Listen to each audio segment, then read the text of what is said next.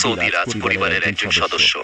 বর্তমান সময়ে তার সম্পদের পরিমাণ 18.7 বিলিয়ন ডলার, যা বাংলাদেশি টাকার প্রায় 2,19,000 কোটি টাকা। তিনি তার অধিকাংশ সম্পদ হোটেল, ব্যাংকিং এবং পেট্রোলিয়ামে ব্যবসা করে বানিয়েছেন।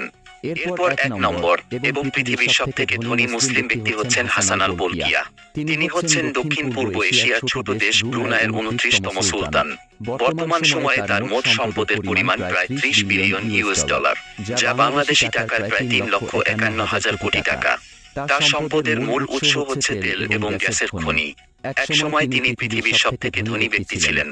যেহেতু তিনি অতি ভোগবিলাস জীবনযাপন করে থাকেন, তাই তার সম্পদের পরিমাণ দিন দিন কমে যাচ্ছে। তো বন্ধুরা, আশা করি আপনারা পৃথিবীর সবথেকে ধনী 10 জন মুসলিম ব্যক্তিদের সম্পর্কে জানতে পেরেছেন। এবং আপনি যদি ভারতের সবথেকে ধনী 5 জন মুসলিম ব্যক্তি সম্পর্কে জানতে চান, তাহলে পাশের ভিডিওটিতে ক্লিক করুন।